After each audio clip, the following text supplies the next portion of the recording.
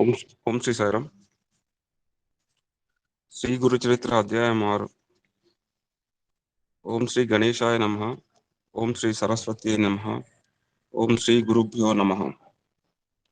ప్రస్తావన: సూక్ష్మ రూపి అయిన జీవుడు మాతృగర్భంలో ప్రవేశించి తల్లి శరీరం చేత సంపాదించబడిన అన్నరసంతో తన దేహం నిర్మిస్తాడు. తర్వాత దానిని కేంద్రంగా తీసుకొని తన జీవనాన్ని సాగిస్తాడు. అలానే కేవలం చైతన్య స్వరూపుడైన పురుషుడు ప్రకృతి సహాయంతో ఈ సృష్టి సాయిరాం, ఈ అధ్యాయం అయిపోయింది. అయిపోయింది. ఆరు అయిపోయిందా? ఆ, ఓకే. సాయిరామ్ 6 నుంచే మొదలెట్టాలి. ఆరేనా? Okay okay okay okay, continue చేయండి. Okay, sorry. Right. Oh no problem. సరే. ఓకే. సో ప్రకృతి సహాయంతో ఈ సృష్టి రచన చేస్తాడు. అలా ఏర్పడిన మానవ దేహంలో కొన్ని కీలక స్థానాలలో ప్రాణశక్తి ప్రత్యేకంగా కేంద్రీకృతమై ఉన్నట్లే ఈ భూమి మీద కూడా కొన్ని క్షేత్రాలు ప్రత్యేకమైన ఆధ్యాత్మిక శక్తి కేంద్రాలుగా ఏర్పడతాయి. వాటినే మనము పుణ్యక్షేత్రాలు అంటాము.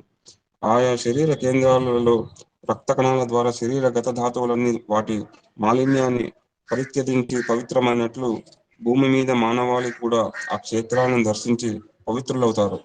నిరంతరం ఇట్టి క్రియ జరగడం వలన శరీర గత కేంద్రాలు కాలగతులను అనుసరించి మిగిలిన శరీరం అంతటిలాగే శిథిలమవుతూ ప్రాణశక్తి చేత మరల పునర్జీవనం చేపడుతూ ఉంటాయి. అలానే అసంఖ్యాకులైన మానవులను ఆధ్యాత్మికంగా పరిశుద్ధం చేసే పుణ్యక్షేత్రాలు కూడా కాలగతిలో మలినమవుతాయి. అప్పుడు సిద్ధ పురుషులు వాటిని దర్శించి పునర్జీవనం చేస్తారు. తీర్థ కుర్వంతి తీర్థాన్ని తీర్థత్వాన్ని నిపుణః ప్రతిష్ఠిస్తారు అని శాస్త్రాలు చెబుతాయి. అలానే శ్రీపాదస్వామి చేత పవిత్రం చేయబడిన ఒక క్షేత్రం గురించి ఈ అధ్యాయం చెబుతుంది. అటువంటి క్షేత్రం దర్శించినప్పుడు దానిని పునరుద్ధరించిన శ్రీపాదస్వామి యొక్క లీలను ఆ క్షేత్రవాసాన్ని స్మరించాలి. అటువంటి అవతార పురుషులు ఈ క్షేత్రంలో కొద్ది కాలం ఉన్నా అటు తర్వాత సూక్ష్మ రూపంలో వారెల్లప్పుడూ అక్కడ ఉంటారని గుర్తుంచుకోవాలి. 6, 7 అధ్యాయాలు ఈ విషయాన్ని వివరించాయి. కథ: నామధారకుడు ఇలా అన్నాడు. కాశీ, బద్రీ, కేదారి వంటి క్షేత్రాలు ప్రసిద్ధమైనందువలన శ్రీపాదస్వామి అక్కడకు వెళ్ళారు. కానీ వారు గోకర్ణానికి వచ్చారని మీరు చెప్పారు. ఆ క్షేత్ర ప్రాధాన్యత వివరించగోరుతున్నాను. దానికి సిద్ధుడు ఇలా చెప్పారు. పూర్వం నాసురుని తల్లి కైకసి కైలాసాన్ని పొందోగరి నిత్యము మట్టితో చేసిన శివలింగాన్ని పూజిస్తుండేది. బలగర్వితుడైన రావణుడు అది చూసి శంకరునితో కూడా కైలాస పర్వతాన్ని తెచ్చి తన తల్లికి సమర్పించాలనుకున్నాడు. అతడు అక్కడకు వెళ్ళి తన శక్తినంతా ప్రయోగించి ఆ పర్వతాన్ని ఎత్తికెత్తుకున్నాడు. అప్పుడు భూమి కంపించిపోయింది. లోకాలన్నీ అకాల ప్రళయంలో నశిస్తాయని తలచి అట్టి ఆపదను నివారించబడిన పార్వతీదేవి శివుని ప్రార్థించింది. శివుడు రావణుని కైలాస పర్వతం కింద అణిగిపోయేటట్లు తొక్కాడు. అప్పుడు రావణుడు ప్రాణాపాయంలో పడి దీనంగా శంకరుని ధ్యానించాడు. కరుణా సముద్రమైన కైలాసపతి అతని ధ్యానానికి ప్రసన్నుడై రావణుని లేవనెత్తాడు. అప్పుడు రావణుడు రాగయుక్తంగా సుస్వరంగా మధురగానం చేశాడు. మనోహరమైన అతని గానాన్ని ప్రీతి చెందిన శంకరుడు అతనిని వరం కోరుకోమన్నాడు. అప్పుడు ఆ రాక్షసరాజు, దేవా, బంగారంతో చేయబడిన నా లంకాపురం వంటిది ఇంకెవరికి లభించేది కాదు. సాక్షాత్తు లక్ష్మీదేవియే నాకు దాసి, చతుర్ముఖుడైన బ్రహ్మే నా జ్యోతిష్కుడు, యమధర్మరాజు నా సేవకుడు, సర్వదేవతలు నా పరిచారకులు. అటువంటి నాకు ఎక్కడా ఏది దుర్లభం కాదు. ఇప్పుడు నా తల్లి కోరిక ప్రకారం కైలాస పర్వతాన్ని తీసుకుపోదామని వచ్చాను. శంకర, నీవు వరమీయ తలుచుకుంటే నేను ఈ కైలాసాన్ని నీతో సహా లంకకు తీసుకుపోయేలాగా అనుగ్రహించు అని కోరాడు. అప్పుడు కైలాసపతి, రావణ, ఈ కైలాస పర్వతంతో నువ్వు ఏమి సాధిస్తావు? దాన్ని మించిన నా ఆత్మలింగం ప్రసాదిస్తాను. దీని వలన నీవు నా అంతటి వాడు అవుతావు. నీ లంకా నగరమే కైలాసం అంతటి శ్రేష్టమవుతుంది అని అతనికి ఆత్మలింగం అనుగ్రహిస్తాడు. దానిని తీసుకొని సంతోషంతో రావణుడు లంకకు బయలుదేరాడు.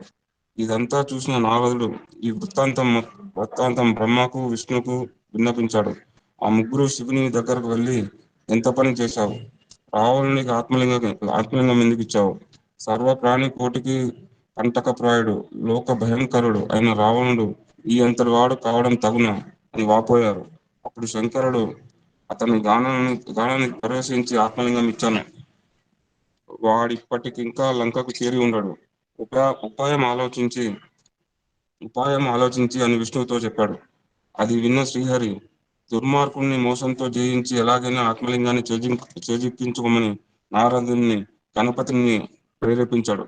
అప్పుడు దేవర్షి అయిన నారదుడు మనోవేగంతో రావణుని వద్దకు పోయి, రావణ, ఎక్కడి నుండి వస్తున్నావు, ఎక్కడికి పోతున్నావు అన్నాడు. రావణుడు శివుని ప్రసన్నం చేసుకొని ఆత్మలింగాన్ని పొంది లంకకు పోతున్నాను అని దానిని చూపాడు.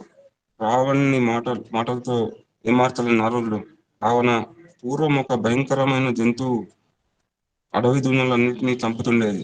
త్రిమూర్తులు దానిని వేటాడి సంహరించి దాని కొమ్ములతో నుంచి తల తల ఒక లింగము తీసుకున్నారు.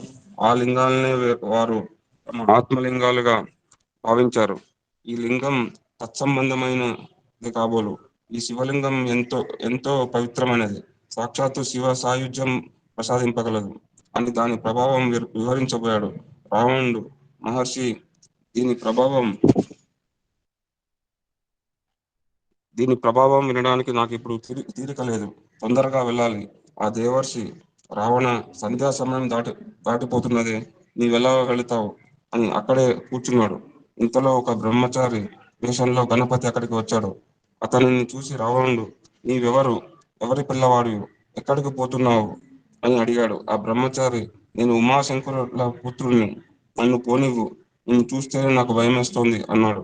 అప్పుడు రావణుడు, ఓ బ్రహ్మచారి, నేను సంధ్య వార్చుకొని వచ్చే వరకు ఈ శివలింగాన్ని పట్టుకో.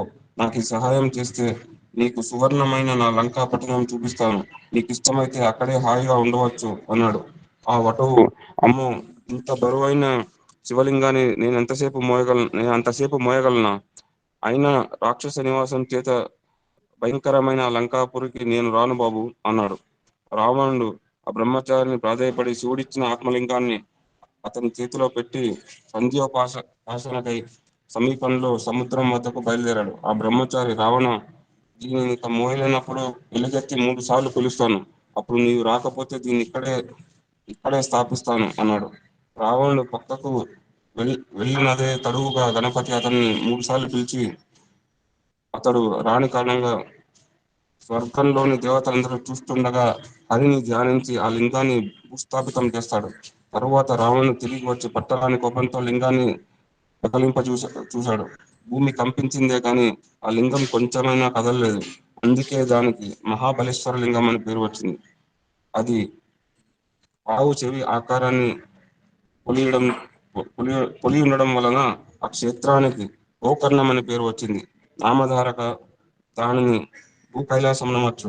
అక్కడ శివుడు సపరివారంగా నివసిస్తాడు. అందుకే అది సజ్జనులకు ఎందరికో ఆశ్రమైంది. అక్కడ దేవర్షులు కూడా నివసిస్తారు. ఆ క్షేత్రంలో దేవర్షులు, రాక్షసులు, మానవులు, చివరకు పశుపక్షాదులు కూడా శివుని అనుగ్రహం వలన తమ అభిష్టాలను పొందారు. అంత పవిత్రమైన క్షేత్రం వేరొకటి లేదు. ఓం శ్రీ దత్తాయ గురువే నమః. శ్రీపాద శ్రీ వల్లభాయ నమః. శ్రీ నృసింహ సరస్వతి నమః. 6వ అధ్యాయం సమాప్తి. శ్రీ గురు చరిత్ర, అధ్యాయం 7. శ్రీ సరస్వతి నమః. శ్రీ గురుభ్యో నమః. నామధారకుడు సిద్ధయోగికి నమస్కరించి, స్వామి, ఈ గోకర్ణ క్షేత్ర మహిమ ఇంకొంచెం విపులంగా వివరించండి. మన దేశంలో ఎన్నో పుణ్యతీర్థాలు ఉండగా శ్రీపాదస్వామి ఈ క్షేత్రాన్ని ఎందుకు ఆశ్రయించారో చెప్పండి అని వేడుకున్నాడు. అప్పుడు సిద్ధయోగి ఇలా చెప్పారు. పూర్వం ఇక్ష్వాకు వంశంలో మిత్రసహనుడు పేరు గల రాజు వేదమార్గ తత్పరుడై రాజ్యాన్ని ధర్మంగా పాలిస్తుండేవాడు. ఒకనాడు అతడు అడవికి పోయి క్రూర జంతువులను వేటాడుతూ ఒక చోట భయంకరుడైన ఒక రాక్షసుని చూశాడు. రాజు అతని మీద బాణాలు వేయడంతో ఆ రాక్షసు నేలకోలి ప్రాణాలు విడుస్తూ తన సోదరుని పిలిచి రాజుపై ప్రతీకారం తీర్చుకోమని ఆదేశించాడు. అతని సోదరుడు తన రాక్షస మాయ చేత ఒక సామాన్య మానవ రూపంలో రాజు వద్దకు వచ్చి ఎంతో వినయంతో అతనికి సేవ చేయసాగాడు. ఒకరోజు ఆ రాజు తన వెంట పితృ శ్రాద్ధానికి వశిష్ఠాది మహర్షులను భక్తులుగా ఆహ్వానించాడు. ఆనాడు ఆ కపట సేవకుడు వంటలో రహస్యంగా నరమాంసం కలిపాడు. భోజన సమయంలో వశిష్ఠ మహర్షి అది తెలుసుకొని రాజుపై కోపించి, రాజా, నీవు మాకు నిషిద్ధమైన నరమాంసం వడ్డించావు కనుక నీవు బ్రహ్మ రాక్షసుడు అవుతావు అని శపించారు. ఆ ముని తనను నిష్కారణంగా శపించేందుకు రాజు కోపించి ఆయనకు ప్రతిశాపం ఇవ్వబోతుంటే పవిత్ర పతివ్రత అయిన అతని భార్య దమయంతి అడ్డుపడి గురువును శపించబోవడం మహాపాపమని హెచ్చరించి ఆ శాప జలాన్ని తన పాదాలపైనే పోసుకోమని ప్రార్థించింది. రాజు తన కోపాన్ని నిగ్రహించుకొని శాప కల్మషమైన అంటే అపవిత్రమైన తన చేతిలోని జల జలాన్ని తన పాదాలపై పోసుకొని వశిష్ఠ శాపం వలన బ్రహ్మరాక్షసుడై పై కారణంగా కల్మషపాదుడు అనే పేరు గ్రహించాడు. అప్పుడు శాప విముక్తికై మహారాణి ప్రార్థించగా వశిష్ఠ మహర్షి జాలి చెంది, అమ్మ నీ భర్తకు 12 సంవత్సరాల తర్వాత బ్రహ్మ రాక్షసత్వం పోతుంది అని ఆశీర్వదించి తమ ఆశ్రమానికి వెళ్ళిపోయారు. అప్పటి నుండి కల్మషపాదుడు ఘోరమైన అరణ్యంలో నివసిస్తూ అచ్చటి క్రూర జంతువులను మనుషులను పట్టుకొని తింటూ ఉండేవాడు. అతని బ్రహ్మ రాక్షస స్వరూపం ఛాయలా అతను ఎప్పుడూ వెంటాడుతుండేది. ఒకసారి అతడు ఒక బ్రాహ్మణి శిష్యుని చంపి తిన్నాడు. అందుకు ఆ బ్రాహ్మణుని భార్య శోకంతో, నీకు వశిష్ఠ శాపం తీరి నీ పూర్వ రూపాన్ని పొందాక నన్ను నా భర్తను ఎడబాటు చేసి పాపానికి భార్యా సంగమం చేస్తే నశిస్తావు అని శపించింది. కొంతకాలానికి వశిష్ఠ శాపం నుండి విముక్తుడైన రాజు తన నగరంలో ప్రవేశించాడు. అతని రాకకై భార్య ఎంతో ఆతృతతో ఎదురు చూస్తున్నది.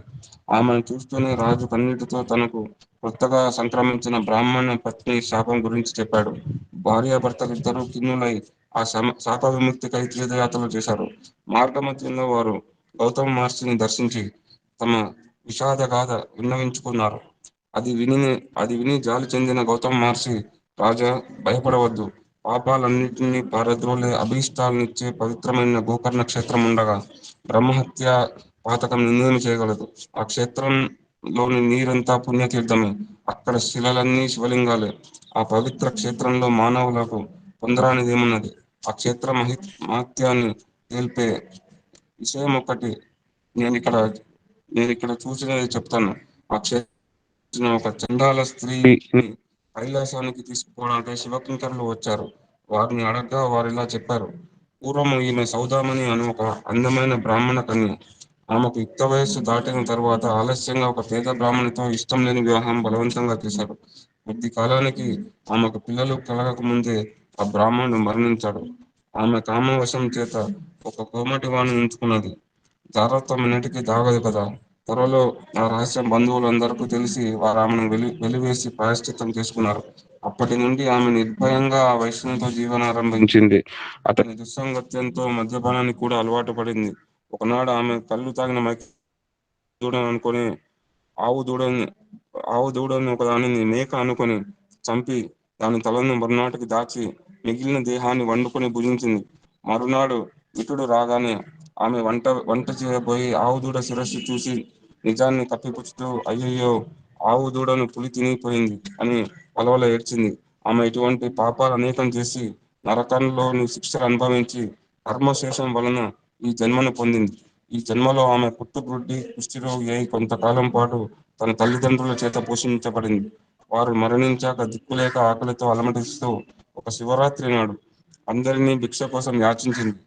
ఆనాడు అన్నం ఎవరు వండరు కనుక ఆమె చేతిలో కొన్ని మారేడు దళాలు మాత్రం ఉంచారు. అవి తినడానికి పనికిరావని తలచి ఆమె వాటినన్నింటినీ జార విడిచింది. ఆ బిల్వం అంతా ఒక లింగం మీద పడింది. అది ఆమె చేసిన శివ పూజ. ఆ రోజంతా తిండి లభించనందువలన ఆ రాత్రి ఆమెకు నిద్ర రాలేదు. ఈ విధంగా ఆమె ఉపవాసము జాగరణ కూడా చేసినట్లయింది. ఆ రోజంతా ఆమె శివనామ సంకీర్తన విన్నది. తెలియక చేసిన ఆ వ్రతం వలన ఈమె పుణ్యాత్మురాలైనది. ఇప్పుడు ఈమెను కైలాసానికి తీసుకురమ్మని మమ్మల్ని శంకరుడు పంపాడు అని చెప్పారు. అప్పుడు ఆ శివదూతలు ఆమె మృతదేహంపై అమృతం చల్లి దేవ విమానం మీద ఆమెను కైలాసానికి తీసుకువెళ్లారు. అబుద్ధిపూర్వకంగా చేసిన ఆమె వ్రతానికే ఇంత ఫలితం ఉంటే ఇక మీరు బుద్ధిపూర్వకంగా చేసిన ఫలితం చెప్పతరమా? కనుక ఓ రాజా, నీవు గోకర్ణ క్షేత్రానికి వెళ్ళి మహాబలేశ్వరుని సేవించు. బ్రాహ్మణుని శాపం నుండి విముక్తుడవుతావు అని గౌతమ మహర్షి ఆ క్షేత్ర మహత్యాన్ని ఇంకా ఇలా వివరించారు. గోకర్ణం అంతటి పవిత్ర క్షేత్రం ఇంకొకటి లేదు. మిగిలిన క్షేత్రాలన్నీ చంద్రుడు నక్షత్రాలు వంటివి అనుకుంటాయి. గోకర్ణం పాపమనే కారు చీకట్లను నశింపజేసే సూర్యుని వంటిది. ఆ క్షేత్ర దర్శనము స్మరణముల వలన కూడా సర్వ పాపాలు నశిస్తాయి. అక్కడ ఇంద్రాది దేవతలందరూ తపస్సు చేసి స్వానుగ్రహం వలన తమ అభీష్టాలు పొందారు. అక్కడ మహాబలేశ్వరునికి బ్రహ్మ, విష్ణువు, ఇంద్రుడు, విశ్వదేవతలు, మరుత్వరాలు, సూర్యచంద్రులు, అష్టవసువులు తూర్పు ద్వారంలోను, యమధర్మరాజు, చిత్రగుప్తుడు, అగ్నిదేవుడు, ఏకాదశ రుద్రులు, పితృదేవతలు దక్షిణ ద్వారంలోను, వరుణుడు మొదలగు దేవతలు పడమటి ద్వారంలోను, కుబేరుడు, భద్రకాళి, వాయుదేవుడు, సప్త మాతృకలు ఉత్తర ద్వారంలోను, విశ్వావసువు, చిత్రరథుడు మొదలగు గంధర్వులు నిత్యము నిలిచి ఆయనను ఉపాసిస్తుంటారు. కశ్యపుడు, అత్రి, వశిష్ఠుడు, కన్ముడు మొదలగు మునీశ్వరులు, కృతయుగంలో విశ్వామిత్రుడు, జాబాలి, భరద్వాజుడు మొదలగు మహర్షులు, కనకానంది బ్రహ్మ మానసపుత్రులు, నారదాది దేవర్షులు, సిద్ధులు, సాధ్యులు, మునీశ్వరులు, యతులు నిత్యము గోకర్ణేశ్వరుని ఉపాసిస్తున్నారు. రావణుడు మొదలగు రాక్షసులు కూడా ఆ క్షేత్రంలో తపస్సు చేసి శివుని నుండి వరాలు పొందారు. కనుకనే ఈ క్షేత్రంలో చేసిన తపస్సు, ఆధ్యాత్మిక సాధనలు 1,00,000 రెట్లు మించి ఫలితమిస్తాయి. అప్పుడు ఆ రాజు భార్య సమేతంగా గోకర్ణం వెళ్ళి మహాబలేశ్వరుని సేవించి శాప విముక్తుడయ్యాడు.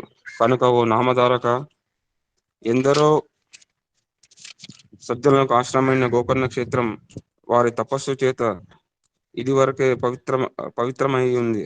అందుకే గణపతి అక్కడ శివుని లింగాన్ని స్థాపించడం కూడా జరిగింది. అందుకే సాధుజీవుడు అయిన శ్రీపాదస్వామి కూడా ఆ క్షేత్రాన్ని దర్శించి అక్కడ 3 సంవత్సరాలుండి ఆ క్షేత్ర మహత్వాన్ని పునరుద్ధరించారు. తర్వాత ఆయన కృష్ణా తీరంలో కురుపురానికి వెళ్ళి అక్కడ తమ స్థూల రూపాన్ని మరుగుపరిచారు. ఓం శ్రీ దత్తాయ గురువే నమః. శ్రీపాద శ్రీ వల్లభాయ నమః. శ్రీ నృసింహ సరస్వతి నమః. ఈ అధ్యాయము మనం ఎవరైనా గోకర్ణం వెళ్ళినప్పుడు అలాగే ఇందులో 4-5 పుణ్యతీర్థాలు ఉన్నాయండి. జనరల్ గా చాలా మంది ఆ పుస్తకం తీసుకొని అక్కడ అధ్యాయాలు చదువుకోవడం జరుగుతారు. అదే ఇక్కడ రచయిత మనకి ఆ పారాయణం అక్కడ పూర్తిగా పారాయణం చెప్పిన ఆ కథలను అక్కడ మనం ఆ పుణ్యక్షేత్రాల్లో మనం వెళ్ళినప్పుడు తలుచుకుంటే చాలా మంచిది అని చెప్తున్నారు ఇక్కడ. Sairam, shall I continue 8? Yes. ఓం శ్రీ సాయిరామ్. శ్రీ గురు చరిత్ర అధ్యాయం 8. ఓం శ్రీ గణేశాయ నమః. ఓం శ్రీ సరస్వతి నమః. ఓం శ్రీ గురుభ్యో నమః. ప్రస్తావన: శ్రీపాదస్వామి ఒక కుపుత్రవతి అయిన బ్రాహ్మణ స్త్రీ చేత శివపూజ యావజ్జీవితము చేయించి మరుజన్మలో ఆమె గర్భాన తామే అవతరించి సంకల్పించాడు. సద్గురువును ఆశ్రయించి ఆయన అనుగ్రహంతో నిర్వర్తించబడిన పూజాది కార్యాలకు విశేష ఫలితం ఉంటుందని అర్థం. అలాగాక మనమే ఆచరించే పూజాదులు ఫలితం సామాన్యంగానే ఉంటుంది. కారణం, మహాత్ముల సాన్నిధ్యం మనలో సత్వ గుణాలను విశేషంగా వృద్ధి చేస్తుంది. సత్వాది గుణ ప్రాబల్యాన్ని బట్టే యజ్ఞ దాన తప కర్మ ఫలితం ఉంటుందని భగవద్గీత కూడా చెప్తుంది. అందుకే తత్వదర్శి అయిన సద్గురువును ముముక్షులు ఆశ్రయించి తీరాలని భగవద్గీత హృదయమని చెప్పదగిన తత్వత్తి ప్రాణిపాత అనే శ్లోకం 4వ అధ్యాయం 34 శ్లోకం చెప్తుంది. మూఢుడైన ఒక బ్రాహ్మణ బాలుని శ్రీపాదస్వామి ఆత్మహత్య ప్రయత్నం మాన్పించినట్లే శ్రీ అక్కలకోటి స్వామి, సాయిబాబా తమ భక్తులను ఆదరించారు. తర్వాత శ్రీపాదస్వామి హస్తమస్తక సంయోగం చేత త్రుటిలో ఆ మూఢ బాలుని వేదాంగ పారంగతం చేసి వీళ్ళ కూడా అతిశయోక్తి కాదు. దత్తాత్రేయ స్వరూపులైన శ్రీ స్వామి సమర్థుల జీవిత చరిత్రలో అట్టి లీలలు ఉండడం గమనార్హం. శ్రీపాదస్వామి చేసిన అద్భుతాల లీలను ఈ 8, 9, 10 అధ్యాయాల్లో చూడవచ్చును. నామధారకుడు: స్వామి శ్రీపాద వల్లభులు గోకర్ణ క్షేత్రంలో ఎంతకాలం ఉన్నారు? అసలు భగవదవతారమైన ఆయన పుణ్యక్షేత్ర దర్శనము చేయవలసిన పని ఏమి? నాకు సందేహ నివృత్తి చేసి అటుపై శ్రీపాదస్వామి చరిత్ర తెలపండి అని కోరాడు. సిద్ధయోగి ఇలా చెప్పారు. శ్రీపాద స్వామి గోకర్ణ క్షేత్రంలో 3 సంవత్సరాలు నివసించి తర్వాత శ్రీశైలం వెళ్ళారు. అక్కడ 4 నెలలు ఉండి భక్తులను అనుగ్రహించి అక్కడ నుండి నివృత్తి సంగమానికి వెళ్ళి స్నానం చేసి తర్వాత పూర్వాపురం వెళ్ళారు.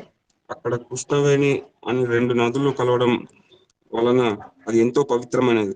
దానికి తోడు భగవంతుడైన శ్రీపాద స్వామి అక్కడ స్థిర నివాసం చేయడం వలన ఆ క్షేత్రంలో ఆ క్షేత్రం లోక విఖ్యాతమైనది. ఇప్పుడు దాన్ని పురుగుడ్డి అంటారు. అక్కడ శ్రీపాద స్వామి శ్రద్ధా భక్తులతో కొలిస్తే సర్వకామ్యాలు సంప్రాప్తమవుతాయి. అక్కడ శ్రీపాద స్వామి అదృశ్యులై మరొక అవతారం ధరించారు. అయినా ఇప్పటికీ ఆ పూర్వపురంలో ఆయన గుప్త రూపంలో స్థిరంగా ఉన్నారు. శ్రీపాదవల్లభులు సాక్షాత్తు భగవంతుడే. వారి పాదాలలో సర్వతీర్థాలు ఉంటాయి. అయినప్పటికీ పుణ్యక్షేత్రాలన్నింటినీ పావనం చేయడానికి ఆయా క్షేత్రాల్లోని ముముక్షులను ఉద్ధరించడానికి కూడా ఆయన దేశాటనం చేశారు. పుణ్యక్షేత్రాలు పుణ్యనదులు తమ సేవించిన భక్తుల పాపాలకు చిరకాలం కడిగి వేయడం వలన చివరకు అవే మలినమవుతాయి. అప్పుడు శ్రీపాదుల వంటి మహాత్ములు పాదస్పర్శన వలన తిరిగి పవిత్రం అవ్వాలని అవి తప్పించిపోతుంటాయి. ఈ విషయం శాస్త్రాలు చెప్పాయి కూడా. ఇక శ్రీపాదుల వృత్తాంతం వివరిస్తాను, శ్రద్ధగా విను. పూర్వపురంలో వేద విధుడైన ఒక సద్బ్రాహ్మణుని భార్య అంబిక మహాపతివ్రత. అని పూర్వకర్మ వలన ఆమెకు ఎందరో పిల్లలు పుట్టి కూడా కొద్ది కాలంలోనే చనిపోతుంటారు. ఆమె ఎన్నో దానాలు వ్రతాలు చేసింది, ఎన్నో తీర్థక్షేత్రాలు దర్శించింది. కొంతకాలానికి ఆమె ఒక కొడుకు పుట్టాడు. కానీ దురదృష్టవశాత్తు ఆ పిల్లవాడు స్తబ్దుడు, బుద్ధిహీనుడు, దడుడు అయ్యాడు. అయినప్పటికీ లేక లేక కలిగిన అతని తల్లిదండ్రులు ఎంతో గారాబంగా పెంచుతున్నారు. ఎన్ని విధముగా 8వ సంవత్సరం రాగానే తండ్రి అతనికి ఉపనయనం చేసి వేదాధ్యయనం చేయించాలని చూశాడు. కానీ ఆ మందమతి ఎంతకాలానికి ఒక వేద మంత్రమైనా సరిగ్గా నేర్చుకోలేదు. ఆ మంత్రానుష్ఠానం ద్వారానైనా అతన్ని బుద్ధివంతునిగా చేయాలని తండ్రి అతన్ని కొడుతూ ఉండేవాడు. అది చూడలేక అంబిక అడ్డు వచ్చి, వీడు లేక లేక కలిగిన పిల్లవాడు, మందమతి అయిన వీడిని దండిస్తే మటుకు ఏమి లాభం అని, వీనికి విద్య రాకున్నా సరే మీరు వాడిని కొట్టవద్దు. బతికినంత కాలం వీడిని ఇకనైనా సుఖంగా బతకనివ్వనండి. ఇక మీదట మీరు వాడిని శిక్షిస్తే నేను మీ ఎదుట బావిలో దూకి మరణిస్తాను అంది. ఆ బ్రాహ్మణుడు కూడా ఆలోచించి ఆ పిల్లవాడు అజాగళహస్తం మేకపడి నుండి వ్యర్థమైన చన్నులు వలె వ్యర్థుడు అని తలచి నిరాశ చెంది ఊరుకున్నాడు. కొంతకాలానికి ఆ బ్రాహ్మణుడు దిగులుతో మరణించాడు. దిక్కులేక అతని భార్య అంబిక తన కొడుకుతో కూడా బిడ్డమెత్తుకుని బ్రతుకుతూ ఉండేది. ఆ బాలుని చూసి గ్రామస్తులు, ఊరి పండిత పుత్ర, నీ బ్రతుకు వ్యర్థం. నీవు నీ కులానికే మచ్చ తెచ్చావు. నీ తల్లి బిచ్చమెత్తుకొస్తే కూర్చొని తింటున్నావు, సిగ్గులేదా? నది నుండి మంచినీరు మోసి అయినా బతకరాదా? నీ వలన పితృదేవతలకు కూడా అధోగతి కలుగుతుంది. నీ బ్రతుకు ఏమి ప్రయోజనం? పవిత్రమైన భిక్షావృత్తి నీ వంటి అసమర్థుడికి తగదు. ఇలా బతికే కంటే ఈ కృష్ణా నదిలో దూకి చావరాదా అని పరిహసించేవారు. చివరికి ఆ బాలుడు లోకులను పరిహాసాలని భరించలేక ఆత్మహత్య చేసుకోదలిచి నది వైపు పరిగెత్తాడు. అతనిని వారించగల శక్తి కోల్పోయిన అతని తల్లి కూడా నిస్సహాయురాలై తాను కూడా ఆత్మహత్య చేసుకోదలిచి అతని వెంట పరిగెత్తసాగింది. దారిలో శ్రీపాద స్వామి ఎదురై అతన్ని నిలిపి, బ్రాహ్మణుడు, తొందరపడవద్దు. పూర్వకర్మ వల్ల నీకు ఈ దుస్థితి దాపరించింది. దానికి తోడు నీవు ఇప్పుడు బలవంతంగా మరణిస్తే నీకు బ్రాహ్మణ హత్య, ఆత్మహత్య దోషాలు అంటుకుంటాయి. అవి నివారింపనివి. అందువలన నీవు జీవించి ఎంతటి కష్టాలైనా ఓరిమితో అనుభవించి దుష్కర్మ నుండి శాశ్వతంగా విముక్తమవడం మంచిదని అన్నారు. అంబిక శ్రీపాద స్వామికి నమస్కరించి, స్వామి, ఒక వంక భర్తను కోల్పోయి మరొక వంక వృద్ధులైన పుత్రుని వలన ఎటువంటి సద్గతి ఆశింపజా మహాపాపంగా లోకులు పరిణమిస్తున్నారు. నేను ఇంకా బతికి మాత్రం చేయగలను ఏమన్నది. ఆమె మాటలు విని కరుణార్థ హృదయుడై శ్రీపాద స్వామి, అమ్మ, ఆత్మహత్య వలన రాబోయే జన్మలో మరొక పాపం కూడా అనుభవింపగలసి వస్తుందని, కానీ వేరే ప్రయోజనం ఏముంది? కనుక నీవు మిగిలిన జీవితం అంతా శివపూజలోనే గడుపు. అలా చేస్తే వచ్చే జన్మలో నా వంటి కుమారుని పొందగలవు. ఆమె ఆలోచించి, స్వామి, నేను మీరు చెప్పినట్లే చేస్తాను. దాని కానీ దాని వల్ల ప్రయోజనం ఏమో నాకు తెలియదు, దయచేసి వివరించండి అన్నది. అప్పుడు శ్రీపాద స్వామి, అమ్మ, ఉజ్జయిని పట్టణాన్ని చంద్రసేనుడు అనే రాజు పాలించేవాడు. అతని మిత్రుడు మణిభద్రుడు అనే వాడు శివుని ప్రభావం వలన పొందాడు. ఆ మణి యొక్క విలువ లెక్కకు మీరన్నది తెలుసుకొని దాన్ని ఎలాగైనా చేజిక్కుంటావాలని కొందరు రాజులు చతురంగ బలాలతో యుద్ధానికి తరలి వచ్చారు. ఆ సమయంలో మణిభద్రుడు, చంద్రసేన మహారాజు ఇద్దరు ఏకా ఏకాగ్ర మనస్కులై ప్రదోష కాలంలో శివపూజ చేయసాగారు.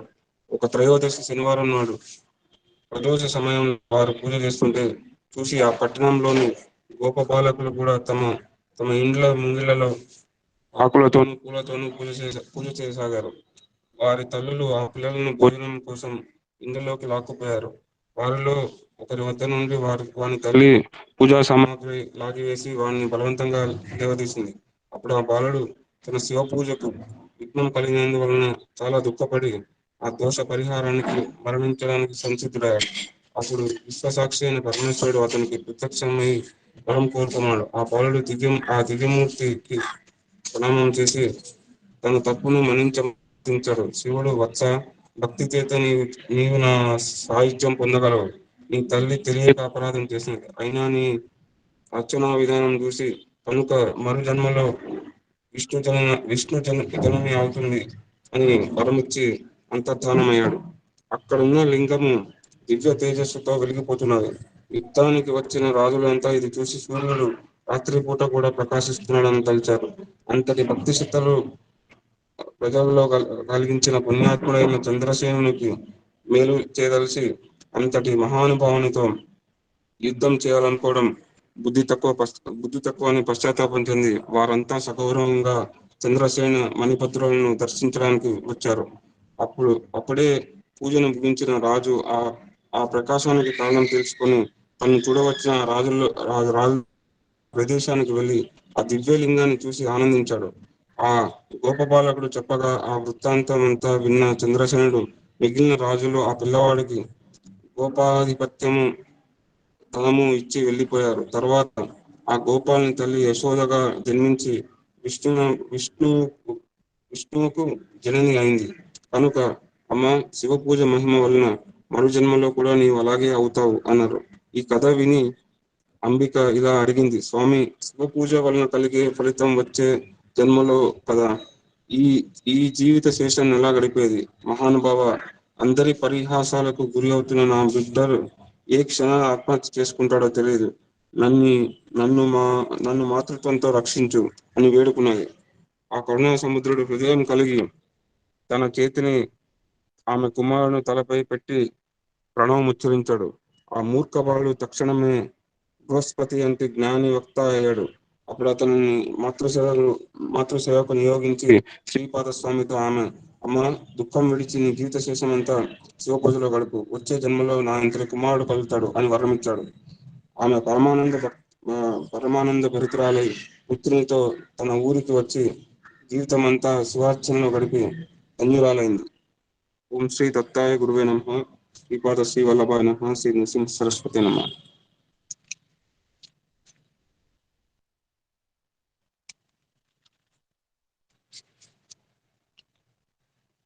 సారం ఓకే, చాలే. రైట్.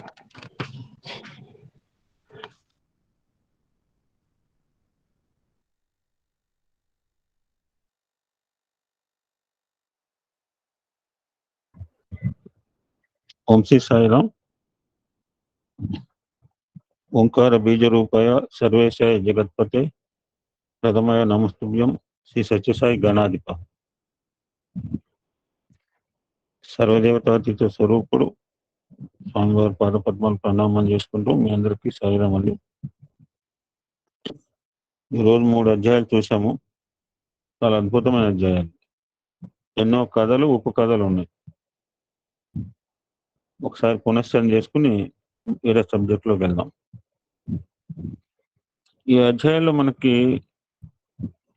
అవగతం ఏదేంటంటే, అవతార పురుషులు అవతరించిన తర్వాత వారు క్షేత్ర దర్శనం ఎందుకు చేయాలి అని ఎవరికైనా సందేహం ఉంటే, మనకు సందేహం ఉండటానికి వీలు, మనంతా సాయి భక్తులు కదా.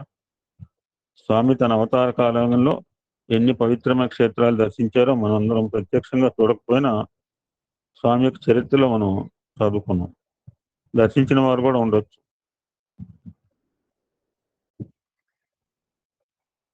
కృష్ణగీత వెళ్ళినట్టుంది ఒకసారి, చెప్పింది ఎప్పుడు ఒకసారి. ఎందుకు ఆ క్షేత్ర దర్శనాలు చేస్తారు అంటే, అందరు భక్తులు ఆయన సమక్షానికి రాలేకపోవచ్చు, కారణాలు వేరే ఉంటాయి. ఏ మే బి డిఫరెంట్ రీజన్స్.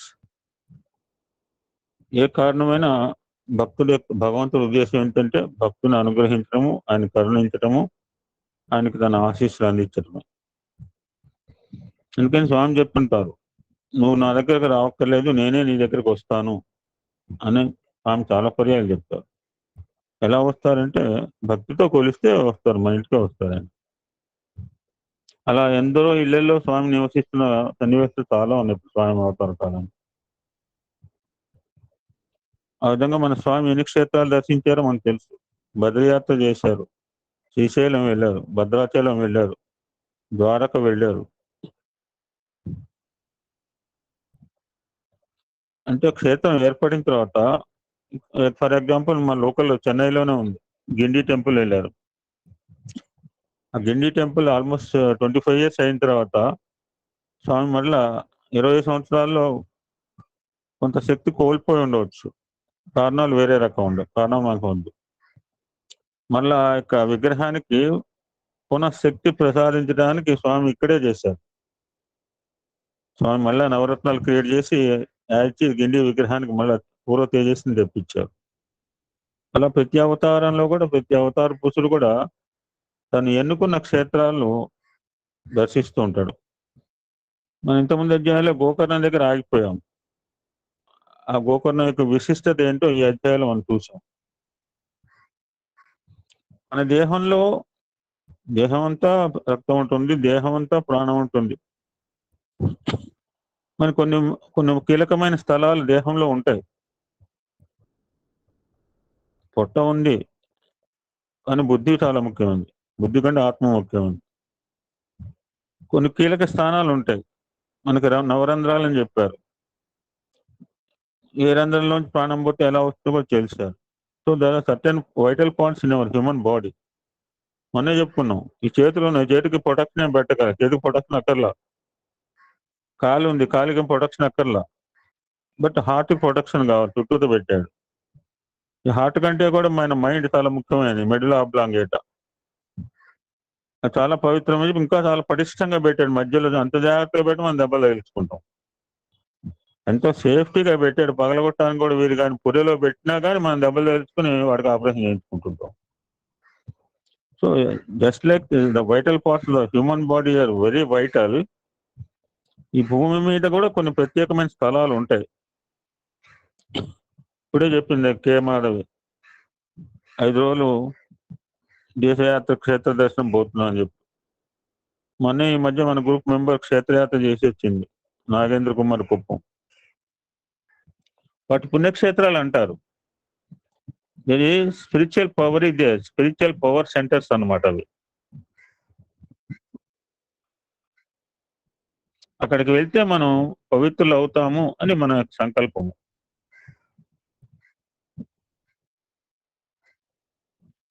ఈ విధంగా మానవ శరీరానికి పుణ్యక్షేత్రానికి లింక్ ఇక్కడ అద్భుతంగా చెప్పాడు. మరి పుణ్యక్షేత్రాలు కదా, ఎందుకు మళ్ళీ అవుతాయి అంటే, ఎంతో మంది మానవులు వెళ్తుంటారు, ఎన్నో రకాల కోరికలతో వెళ్తుంటారు, ఎన్నో రకాల భావాలతో వెళ్తుంటారు. ఎన్నో రకాలుగా వెళ్తున్నప్పుడు a certain norms and norms for their. ఆ నామ్స్ కనుక మనం పాటించకపోతే మనకి మంచి జరిగిపోయినా ఆ క్షేత్రానికి ఏమైనా జరిగే అవకాశం ఉంటుంది. మనం మాట్లాడడానికి మనమేమి సంశయించగల. పుణ్యక్షేత్రాలు కూడా కాలగతిలో మళ్ళీ అవుతాయి అని శాస్త్రమే చెప్తోంది. అప్పుడు వాటిని మళ్ళీ ఏం చేయటానికి, ప్యూరిఫై చేయడానికి మళ్ళీ భవిష్యత్తులో ఎంతో మంది భక్తులు అక్కడ రావాలంటే, ఆకర్షించబడాలంటే అది దానికి పూర్వ వైభవం రావాలి. ఆ పూర్వ వైభవాన్ని సంప్రాప్తించజేయడానికి ఈ సిద్ధ పురుషులు కానీ, మహానుభావులు కానీ దర్శనం చేసుకుంటారు.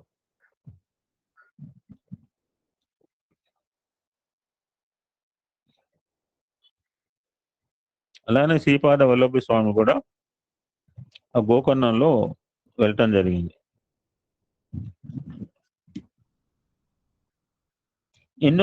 భారతదేశంలో ఉన్న ఎన్నో క్షేత్రాలు ఉన్నాయి. కాశీ అంటాం, బద్రీ అంటాం, కేదార్నాథ్, చార్ధామ్ యాత్ర అంటాం. ఇటువంటి క్షేత్రాలు ఎన్నో ఉండగానే మరి ఇన్ని ప్రదేశాలు ఉండగా స్వామి పుట్టపర్తి మరి మారుమూల ప్రాంతాన్ని ఎందుకు సెలెక్ట్ చేసుకున్నాడు అంటే ఆయన ఇష్టం. అది దాన్ని ఒక మహాక్షేత్రంగా చేయదలుచుకున్నాడు, ఒక విశ్వవ్యాప్త కేంద్రంగా చేయదలుచుకున్నాడు.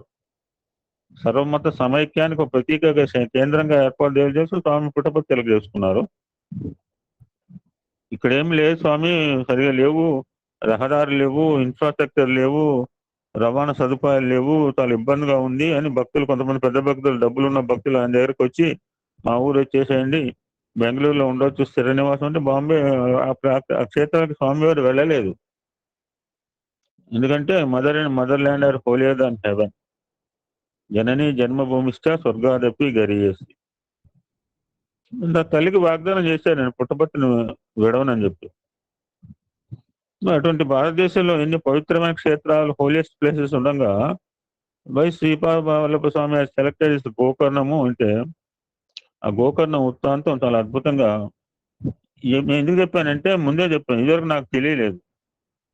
ఈ యొక్క గురు చరిత్రని సమస్త వేదసారము, ఉపనిషత్తుల సారము, సమస్త అష్టాదశ పురాణాల సారము.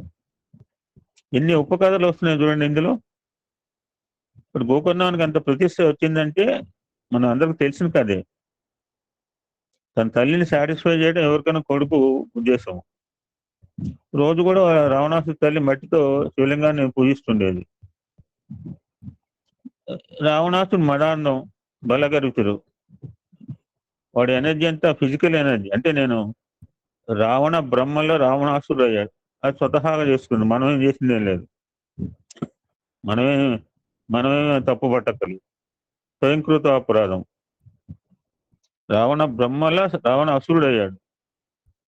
చూశాడు, నా హోదాకి, నా స్టేటస్ కి మా అమ్మ మట్టితో శివలింగాన్ని చేయటం ఏంటి, నా పొటెన్షియాలిటీ ఎంత, నా శక్తి ఎంత, నా లంకానగర్ ఎటువంటిది, అటువంటి మా తల్లి ఇటువంటి మట్టి లింగానికి చేయటమా అని తలంచాడు. నేను శివునితో సహా కైలాసాన్ని తీసుకొచ్చి ఇక్కడ తీసుకొస్తా అని చెప్పి ప్రామిస్ చేశాడు. శివుని ప్రార్థించాడు. శివుడు బోళాశంకరుడు, అద్భుతమైన కీర్తన చేశాడు, మయమర్చిపోయాడు. అప్పుడు నువ్వుతో సహా అక్కడికి రమ్మన్నాడు. ఇక్కడ 4 మాటలు వాడాడు రచయిత, అంటే రావణాసుడి యొక్క క్యారెక్టర్ చెప్పడానికి.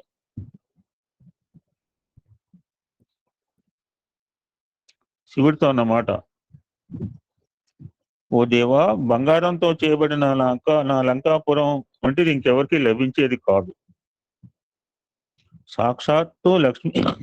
సాక్షాత్తు లక్ష్మీదేవియే నాకు దాసి, చతుర్ముఖుడైన బ్రహ్మే నా జ్యోతిష్కుడు, యమధర్మరాజు నా సేవకుడు, సర్వదేవతలు నా పరిచయం. వాడి ఈగో కాన్సెప్ట్ బయటపడుతుంది. ఈగో ఉండడం వల్ల ఈగో వెళ్ళిపోయాడు, రాముడు దొరకలేదు. నాకు ఏది అసాధ్యం లేదు, మా తల్లి కోరిక ప్రకారం నువ్వు రావాల్సిందే. నువ్వు ఏమైనా వరం ఇవ్వదలుచుకున్నా వరం ఇస్తావు కదా, నీతో సహా నాతో పాటు వచ్చేసాయని. అప్పుడు శివుడు అడుగుతాడు, నాతో సహా కైలాస పర్వతాన్ని ఏం నువ్వు సాధించేది ఏం లేదు, ఈక్వలెంట్ గా నా ఆత్మలింగా నీకు ఇస్తాను, so that you will become just like me. నా అంతటి వాడు అవుతావు అని ప్రామిస్ చేశాడు. ఈ లంకా నగరమే కైలాసం అంతా శ్రేష్టం అవుతుంది అని ఆత్మలింగం అనుగ్రహించాడు. నిజంగా ఇప్పుడు అదే జరిగి ఉంటే కథ ఎలా ఉండేదో మరి. ఇప్పుడు రామాయణం జరగాలి, రామచంద్రమూర్తి విష్ణుమూర్తి అవతారం రావాలి, వాళ్ళంతా ముందే నిర్ణయం జరిగింది కనుక అలా జరగటానికి వీల్లేదు. శివుడు చెప్పినా కానీ వరం అయితే ఇచ్చాడు, బాగానే ఉంది. ఆ వరం కనుక ఫుల్ఫిల్ అవుతే ఏమవుతుందో బ్రహ్మదేవుడు వీళ్ళంతా ఆలోచించారు. అప్పుడు వాళ్ళందరూ పోయి మళ్ళా శివుడి దగ్గరికి వెళ్ళారు. ఎంత పని చేశావు, రావణాసు లాంటి వాడికి నువ్వు ఆత్మలింగం ఇవ్వటమా? ఇది క్రూయల్ ఫెలో, లోకమే భయంకర, లోకమంతా భయం పడుతాం వాడిని చూసి. అటువంటి రావణాసు నీ అంతటి వాడు కావటం ఇది జస్టిస్? నేనేం చేశాను? నన్ను స్తుతించాడు, నన్ను గానం చేశాడు, నేను పరవశించిపోయాను. పరవశించిన తర్వాత నాకు బూన్స్ వస్తూనే ఉంటాయి. ఏ బూన్ అటువంటిదా లేదా ఆలోచించి ఇవ్వటం వరకు నా పని. యూ డిసైడ్ నౌ ఏం చేయాలో. సో దుర్మార్గంతో జయించాల. So they encourage Narada Maharshi. So గణపతిని టేకన్ ది అడ్వాంటేజ్, మాటల్లో పెట్టాడు. మాయ చేయాలి కదా, మాయవాడిని మాయంతో చేయాలి. అంతటి రాక్షసుడైన అతని దగ్గర కొన్ని క్యారెక్టర్స్ ఉన్నాయన్నమాట. సంధ్యావనం చేస్తాడు రావణాసురుడు. సాయం సమయం అయింది, సంధ్య చేయాలి. సంధ్య చేసేటప్పుడు అర్ఘ్యం ఇవ్వాలి. చేతిలో లింగం ఉంటే అర్ఘ్యం ఎలా ఇస్తాడు? సో ఈ లింగాన్ని ఎవరికైనా ఇవ్వాలి. ఎవరికి ఇవ్వాలి అని చూసేలో చిన్న గణపతి బ్రాహ్మణ వేషంలో రావటం జరిగింది. ఎవరే డీటెయిల్స్ అడిగాడు. So I'm the son of Shivashankara, Shiva Parvati అని చెప్పాడు. నాకేదో పనిలో వెళ్తే నన్ను ఎందుకు ఆపామన్నాడు. నాకు చిన్న పని ఉంది, కాసేపు ఇది పట్టుకో. నువ్వు కనుక పట్టుకుంటే నా యొక్క బంగారు లంకా నగరాన్ని తీసుకెళ్తాను. If you're satisfy you can stay there అన్నాడు. నిన్ను చూస్తూనే భయంకరంగా ఉందే, నీ లంకా నగరం రావటం ఏంటి, ఆ లంకలో నేను ఎందుకుంటాను? He denied. చిన్నపిల్లవాడు మొత్తం బతిలాడు గడ్డం పట్టుకుని, ఎందుకంటే సంధ్యావనం చేయాలి కదా. సరే ఓకే. ఇది చూస్తే చాలా బరువుగా ఉన్నట్టు అనిపిస్తోంది, ఇంకా చేతిలో పెట్టుకోలేదు. It looks like heavy weight. ఇప్పుడు నేనా చిన్నపిల్లవాడిని, ఎంతసేపు మోస్తాను? నేను మోయలేకపోతే 3 సార్లు ఓంకారం పిలుస్తాను. ఏ రావణ 3 సార్లు గట్టిగా పిలుస్తాను. నువ్వు వచ్చావో సరిపడా, నువ్వు రాలేదా I can drop here as easily. ఇదంతా ప్లాన్ కదా. సంధ్యావందనం చేసేదా మోయగలడు. విశ్వాన్ని మోసినవాడు గణపతి ఆ లింగాన్ని మోయలేక కాదు, అలా మోయకూడదు. లింగం ఆత్మలింగం లంకకు చేరకూడదు, అది వాళ్ళ ప్లాన్. సో అలాగ వెళ్ళేటప్పటికే సముద్రం దాకా పోలేదు. సినిమాలో మన సముద్రం పోయినట్టు అర్థం ఇచ్చి చూపిస్తాడు. ఈలోగా 3 సార్లు అనేస్తాడు, రాడు. అక్కడే భూస్థాపితం చేస్తాడు. ఎంతో బాధపడిపోయాడు. ఎంతో సాధన చేస్తే గాని, తపస్సు చేస్తే గాని లభించలేదు ఆత్మలింగం. సామాన్యంగా వచ్చిన లింగం కాదండి. దాన్ని కదిలించడానికి ఎంతో ప్రయత్నం చేస్తామని మనం సినిమాలో కూడా చూసాం. సో అక్కడ ప్రతిష్ఠ చేయబడే లింగానికి మహాబలేశ్వర లింగం అని పేరు వచ్చింది. అది ఆవు చెవి ఆకారంలో గో కర్ణము. గో అంటే ఆవు, కర్ణం అంటే చెవు. ఈక్వలెంట్ భూ కైలాసం అని చెప్పాడు అమ్మగారు. అక్కడ తపస్సు చేయని వాళ్ళు ఉండదండి. సమస్త దేవత సమూహము, సమస్త మానవులు, సమస్త యక్షులు, సమస్త కిన్నెరులు, సమస్త చరాచర జీవరాశి కూడా ఆ క్షేత్రంలో ఉండాలని కోరుకుంటే, తపస్సు చేయాలని కోరుకుంటే, దర్శించాలని కోరుకుంటే. అది 6వ అధ్యాయం అండి. మళ్ళా అడిగాడు అగైన్ సేమ్ క్వశ్చన్. ఇందాక అధ్యాయం ఎలా ప్రారంభించాడు, మరి మరలా అదే క్వశ్చన్. ఇన్ని పవిత్రమైన క్షేత్రాలు ఉండగా why Shripada Vallabha Swami why he selected this Gokarnam? దానికి ఒక కథ ఉంది, ఉత్తగా ఏం లేదు. క్షేత్రానికి పురాణం ఉంది. ఒక రాజు ఉండేవాడు ఇక్షాకులంతంలో. అతని పేరు మిత్ర సాహిత్యుడు. అతను రాజధర్మం వేటాడటం. ఒక రాక్షసుని చూశాడు. బాణాలు వేశాడు. అతను చనిపోతూ సోదరుని పిలిచాడు, హిరణ్యకశిపుడు హిరణ్యాక్షులాగానే. హిరణ్యాక్షి చనిపోయేలోపు హిరణ్యకశిపుడు పగబట్టాడు నారాయణ మీద. ఇక్కడ పోతూ పోతూ అన్నాడు, నన్ను చంపాడు కనుక నా సోదరుడు కనుక నా చంపిన రాజుపై ప్రతీకారం తీర్చుకోమన్నాడు. చివరి కోరిక అది. వాడు తమ్ముడు మాయ నేర్చినవాడు, ఒక మంచి సేవకుడు, వినయ విధేయత గల సర్వర్ లాగా వచ్చాడు. వీళ్ళ ఇంట్లో వంటలు చేస్తుండేవాడు రాజుగారి ఇంట్లో. ఒకరోజు అనుకోకుండా రాజుగారి ఇంట్లో ఆ పితృకార్యం వచ్చింది. ఎటువంటి వాళ్ళని పిలిచాడు? ఆ రాజు సామాన్యుడు కాదు, వశిష్ఠుడు లాంటి వాళ్ళని భోక్తలుగా పిలిచాడట. ఇదే సమయం అనుకున్నాడు, తను వచ్చిన పని వచ్చింది, విధ్వంసం అతని పని. సేవకుడు ఆ వంటల్లో నరమాంసం కలిపాడు. అంతా అయిపోయింది, పూజ అయిపోయింది. ఇక వాళ్ళకి భోక్తలకు భోజనం సర్వ్ చేసే టైంలో ఇది గమనించాడు వశిష్ఠుడు. మాకు ఇటువంటి పని చేసావు కనుక నువ్వు బ్రహ్మరాక్షసుడు అవ్వమని చెప్పించాడు వశిష్ఠుడు. ఈ రాజు ఇందులో ఈ రాజు యొక్క తప్పేం లేదు. ఈ ముని నన్ను కోపించాడు అని ప్రతిశాపం ఇవ్వబోయాడంటే రాజు ఎంత పవర్ఫుల్ ఆలోచించండి. శాపము ప్రతిశాపం మనం చూస్తూనే ఉంటాం చరిత్రలో.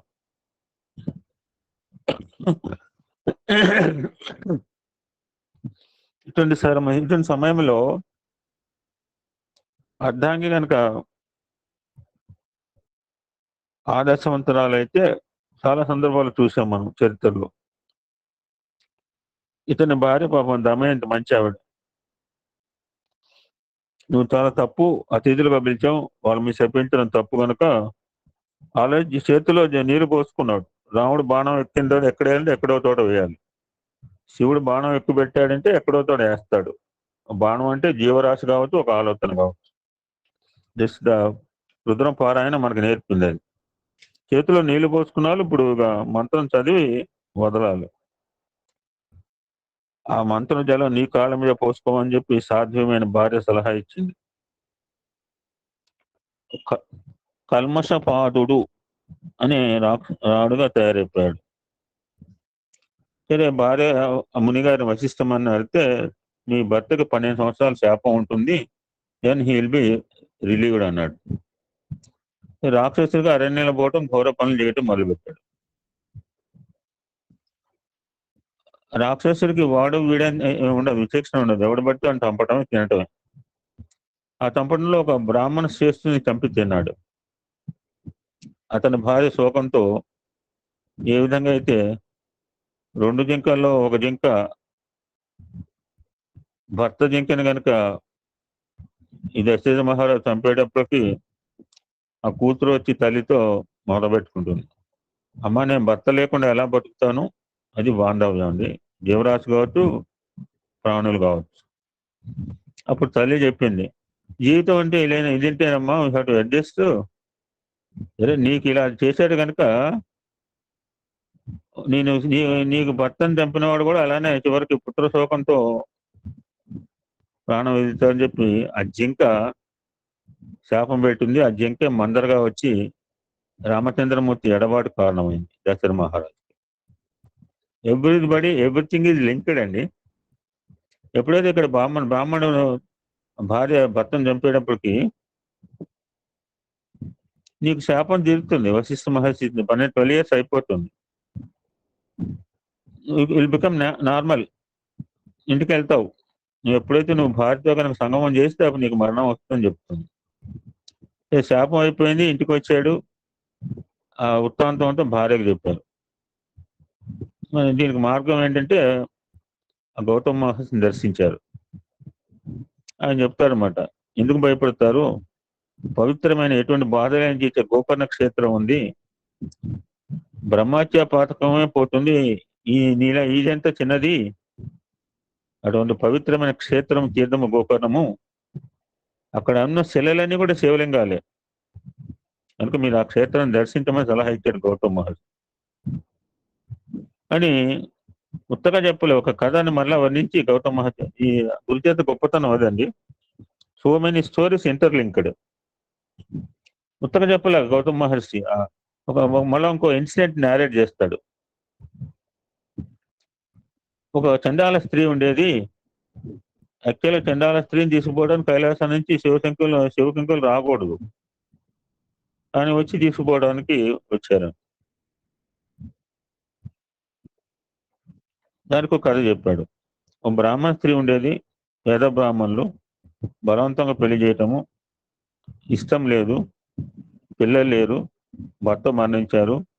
కామవశం చేత వేరే ఇంటర్ కాస్ట్ మ్యారేజ్ కాదు కానీ మ్యారేజ్ లాంటి సంగమం పెట్టుకుంది. అన్ని అలవాట్లు వచ్చినాయి. ఒకటి కాదు, it repeat all bad habit. చేయకుండా పనులు చేసింది. డ్రింకింగ్ కూడా హ్యాబిట్ ఉంది. తాగిన వాడికి ఏం తెలియదు విచక్షణ. మేక అనుకుని చంపి ఆవుదోని చంపింది. అది బయటపడుతుంది, అబద్ధాలు ఆడుతుంది, ఎందుకంటే అలవాటైంది కదా. అటువంటి శ్రీమూర్తి చేసిన ఘోర కృత్యాలకి పుట్టుగుడ్డి కుష్ఠరోగి.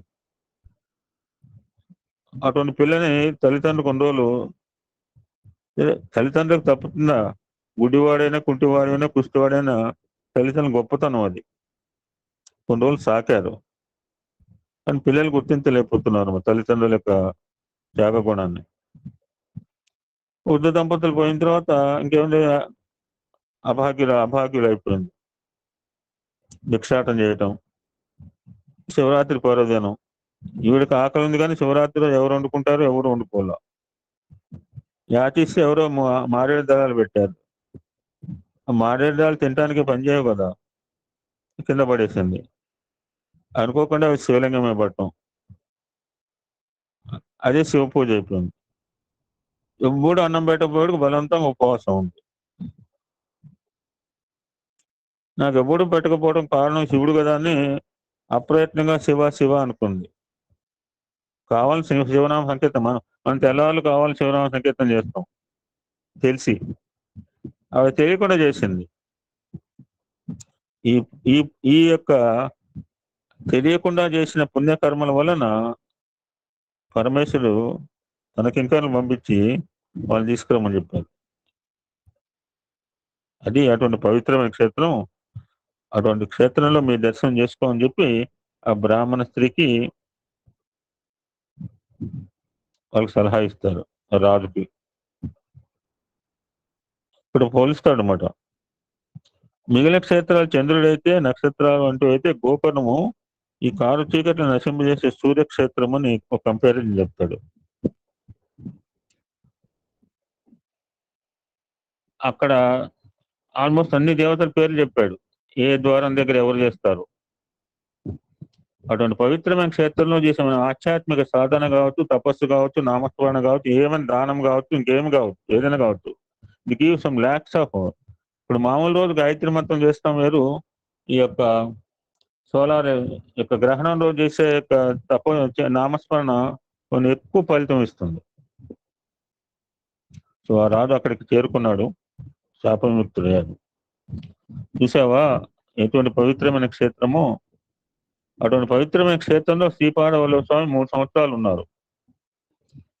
ఆ క్షేత్రాన్ని పునరుద్ధరించారు. From there he move to Krishna తీరంలో కురువపురానికి వెళ్ళాడు. ఆ కురువపురంలో తన స్థూల రూపాన్ని మరుగుపరిచారు. ఇది 8వ అధ్యాయం. ఇక 9వ అధ్యాయంలో ఇంపార్టెంట్ పాయింట్స్ చూస్తే, ఇక్కడ ఆల్రెడీ డిక్లేర్డ్, ఏ విధంగా అయితే స్వామి తను ప్రేమసాయి అవతారం డిక్లేర్ చేశాడో, శ్రీపాద వల్లభ తను రాబోయే అవతారం ఆల్రెడీ ఇక్కడ నాంది ప్రస్తావన చేశాడు. ఒక కుపుత్రి అయిన బ్రాహ్మణ స్త్రీ చేత శివ పూజ చేయించి మరుజన్మలో ఆమె గర్భాన్ని తానే అవతారం సంకల్పించుకున్నాడు. మనం ఎన్నో కర్మలు ఆచరిస్తుంటాం, కానీ సత్సాంగత్యంలో సద్గుణ సంపత్తి గల వారి యొక్క సమక్షంలో చేసే యజ్ఞం కావచ్చు, దానం కావచ్చు, తపస్సు కావచ్చు, అద్భుతమైన ఫలితాన్ని ఇస్తుంది. అటువంటి ఉత్తమ గురువులు ఆశ్రయించమని చెప్పి అగైన్ 434 నిన్న మనం చాలా వివరంగా చెప్పుకున్నాం. తద్విధి ప్రణిపాత్ర షిరిడి సాయి మళ్ళీ ఇక్కడ రిపీట్ చేశారు. కనుక అటువంటి సత్సాంగత్యంలో బతకండి, సత్పురుషులతో కలిసి తిరగండి, వారితో సహచరం చేయండి, వారితో కర్మాచరణ చేయండి, వారితో సాధన మార్గంలో వెళ్ళమని మరలా రిపీట్ చేస్తున్నాడు 4వ అధ్యాయం 34వ శ్లోకం.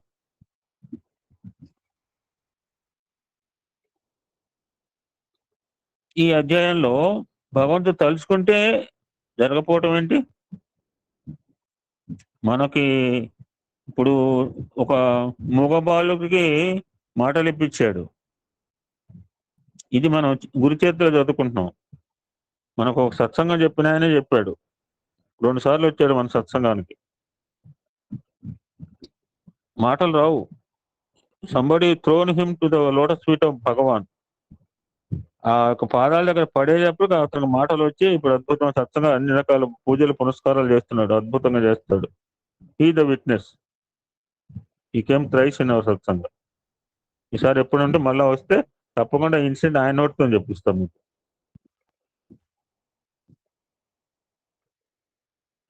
మరలా ఇదే అధ్యాయం, భగవత్ అవతారమైన శ్రీపాద వలుడు పుణ్యక్షేత్ర సందేశం. మళ్ళీ again same repeat, 3rd question.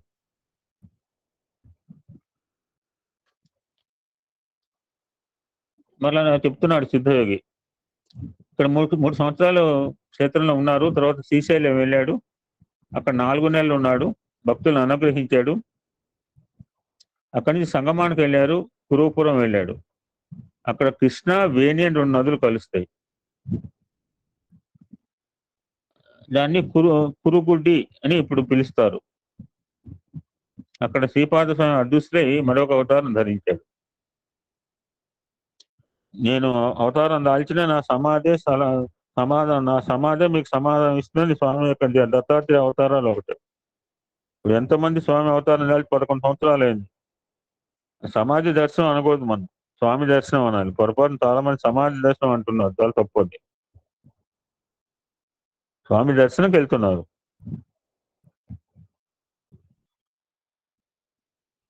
ఎందుకంటే ఆ స్వామి యొక్క నా చేతుల్లో ఏం లేవు, నా కాళ్ళలో ఉన్నాయి. ఒక సందర్భంలో మనం ప్రస్తావించుకున్నాం, గోకాక్ అనమాట. హస్త యొక్క ఫార్మాలజీ బాగా తెలుసు గోకాక్. ఎప్పుడైనా చూస్తే గోకాక్ యొక్క భక్తులతో అనుభవాల్లో చూద్దాం ఎప్పుడైనా మధ్యలో ఇంటర్వెల్లో. మీ చేతుల్లో ఏం లేవు స్వామి అన్నట్ట. నా చేతుల్లో కానీ నా కాళ్ళలో ఉన్నాయట స్వామి. ఆ విధంగా కాళ్ళలో శంకుచక్రాలతో పుట్టారు స్వామి. శంకుచక్రాలతో పుట్టారా అంటే మనకి ప్రత్యక్ష నిదర్శనము మన డిఎస్ శాస్త్రి గారు. మరి కొంతమంది విన్నారు, లేదంటే రేపు సత్సంగం వచ్చినప్పుడు మళ్ళీ ఒకసారి మీకు రిమైండ్ చేయిస్తాను. స్వామి పాదాల్లో శంకుచక్రాలు ఉన్నాయా, రేపు ఎవరైనా రిమైండ్ చేయండి, ఫస్ట్ 5 నిమిషాలు అదే చెప్పిస్తారు సార్ చేత. ఆల్రెడీ ఒకసారి చెప్పారు, స్వామి పాదాల్లో శంకుచక్రాలు ఉన్నాయి, వారి పాదాల్లోనే సర్వతీర్థాలు ఉంటాయి. అటువంటి క్షేత్రాలని పావనం చేయడానికే ఈ యొక్క వీళ్ళు అవతార పురుషులు క్షేత్ర దర్శనం చేస్తుంటారు, దేశ యాటన చేస్తుంటారు, భక్తులను అనుగ్రహించడానికి, మానవాళిని తరింపజేయడానికి. ఇక్కడ ఎగ్జాంపుల్ చెప్పారు కదా. నెక్స్ట్ కథకి ఇక్కడే నెక్స్ట్ అవతారానికి నాంది ప్రస్తావన జరిగింది. అంబికని ఒక మహాసాధి ఉండేది, పిల్లలు లేరు,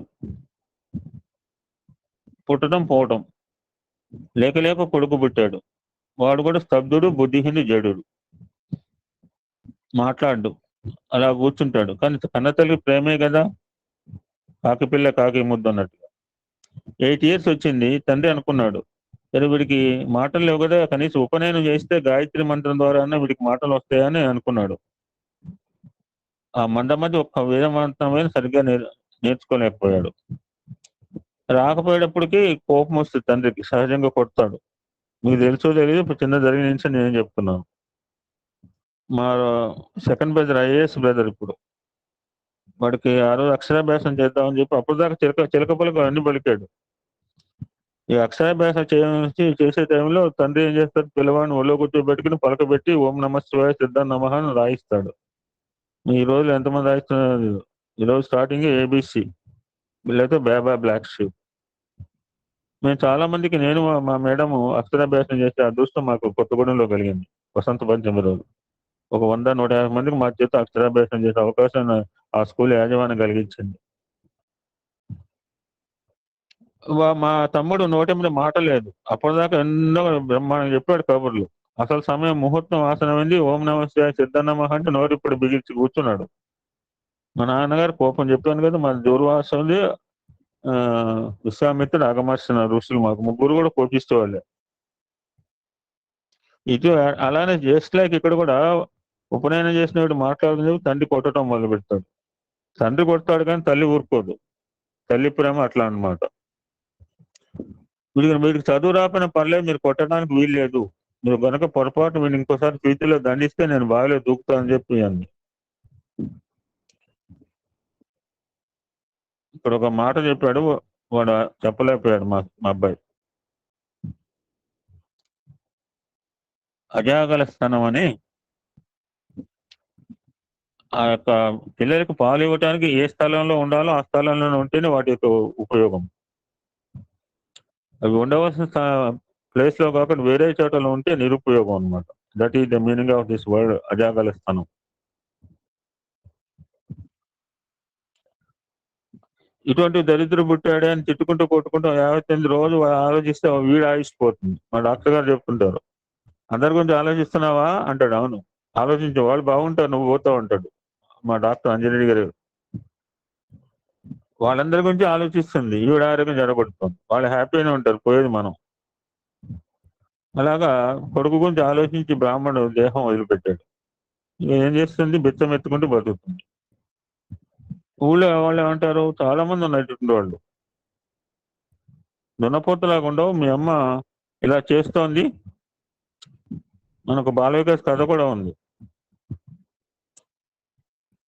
రోజు తీసుకొచ్చాక అబ్బాయి అడుగుతాడు అనమాట, నేను నాటికి కూడా వేయించాను, అమ్మా నువ్వు ఇంటి దగ్గర ఉండు, నేను భిక్షాటన చేసుకొస్తా అని చెప్పి అలా వస్తే అరవరగా పెట్టాడు. తినకుండా తీసుకుపోయి ఇక్కడ తినమంటాడు. లేదు, మా ఇంటి దగ్గర మా అమ్మ నీరసంగా ఉంటుంది అని అక్కడే పడిపోతాడు పిల్లవాడు. ఇక్కడ తల్లి పిల్లవాడి గురించి ఆ ఇల్లు బిచ్చ మీద తీసుకొస్తోంది. నీకు బుద్ధి లేదురా, సిగ్గు లేదురా, దున్నపోతలా కూర్చుంటావురా, తింటావురా, ఎన్నో ఎన్నో అంటాం. మనం కూడా అంటుంటాం. ఎప్పుడు ఏమి మంచిగా పని చేసుకునే పని చేయకపోతే ఈ మాటలు మనం కూడా అంటుంటాం. ఈ మాటలే స్వామి డీజేపీ రావటం కారణం ఏంటండి, నేను బుక్ లో రాసుకున్న పక్కన. I had a hint.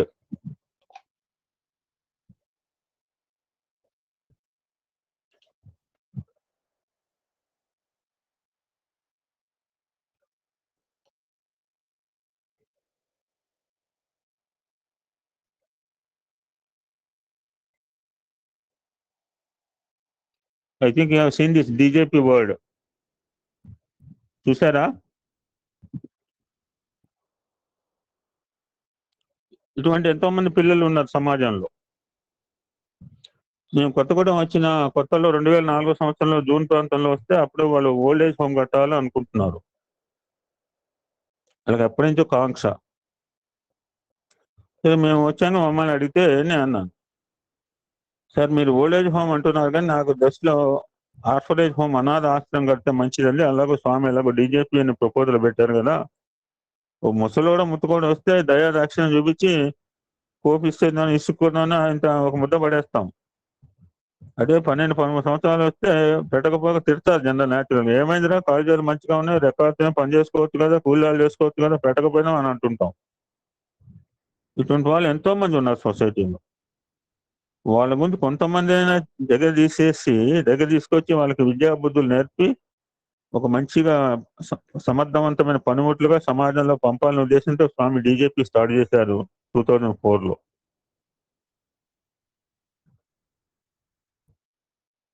నీకు సిగ్గు లేదా, ఇలా బతకడం బతికేనా అని మాటలు అనేటప్పటికీ ఎంతటి జడభర్తుడైనా వాడికి కూడా లోపల బాధపడ్డాడు.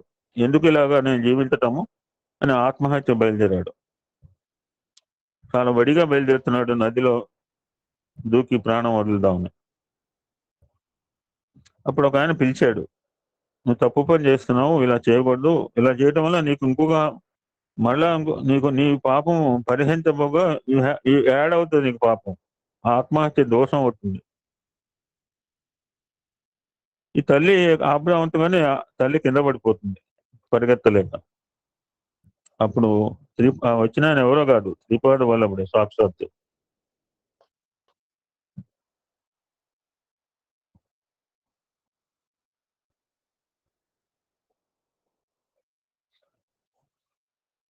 ఏం చేయమంటావు స్వామి?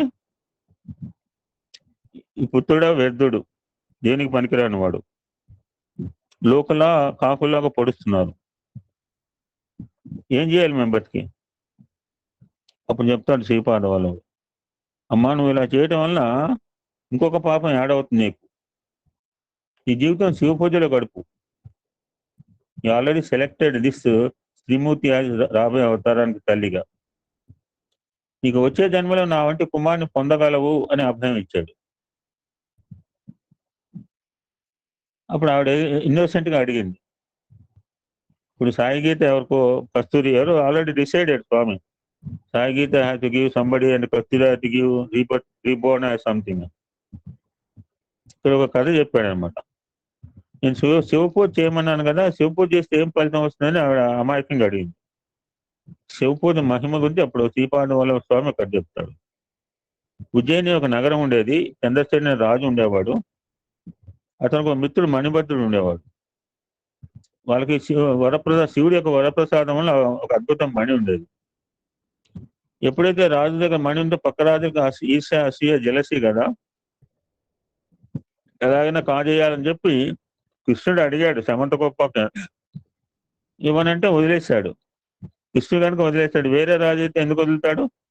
ఆ శత్రాజిత్యం మీద యుద్ధం చేసి సంపాదించేవాడు. కృష్ణుడు కానీ అలా చేయడు కదా అవతార పురుషుడు. ఎప్పుడైతే కొంతమంది రాజులు కలిసి దీన్ని తస్కరిద్దామని చెప్పి దండయాత్రకు వస్తారు.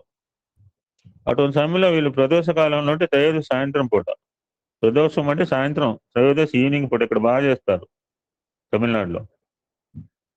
వాళ్ళంతా పూజ చేసుకుంటున్నారు. వీళ్ళే కాకుండా మొత్తం పురంలో అందరూ కూడా కూర్చుని పూజలు చేసుకుంటున్నారు, చిన్నపిల్లలతో సహా. ఆ చిన్నపిల్లలు చేస్తుంటే కొంతమంది యాక్సెప్ట్, కొంతమంది యాక్సెప్ట్ చేయక ఒక తల్లి ఒక పిల్లవాడిని బలవంతం లాక్కుపోతుంది. వాడికి అమ్మ నేను పూజ చేసుకుంటాను, లేదురా బలవంతం లేపు ఇచ్చేసి మనం కూడా చూస్తున్నాం. బాల వికాస్ పోతాం అంటే వద్దులే అన్నాం. తల్లిదండ్రులు కూడా ఉంటారు. ఇంగ్లీష్ క్లాస్ పోదు కానీ, లేకపోతే ఆ క్లాస్ పోదు కానీ, బాల వికాస్లో ఏం చెప్తారు? Seeing natural here also. ఆ పిల్లవాడు చాలా బాధపడ్డాడు. అయ్యే నేను శివ పూజ చేయిపోయానే, ఈ ready to leave the body. అప్పుడు పరమేశ్వరు సాక్షాత్కరించాడు ఆ పిల్లవాడి యొక్క భక్తికి మెచ్చి. నువ్వేం బాధపడకు, నీకు నా సాయుధ్యం పొందగలవు. ఎంత అదృష్టవంతుడండి! మన సారూప్యము సామీప్యం అని చెప్పుకుంటే చివరికి సాయుధ్యం 4th స్టెప్. ఈ పిల్లవాడు చేసిన పూజకి పరమాత్మ మెచ్చాడు, శివ పరమాత్మ. ఇందులో నీదేం లేదు, నీ తల్లి కూడా తెలియకుండానే చేసింది. బట్ నువ్వు చేసిన అర్చన విధానం సాటిస్ఫైడ్.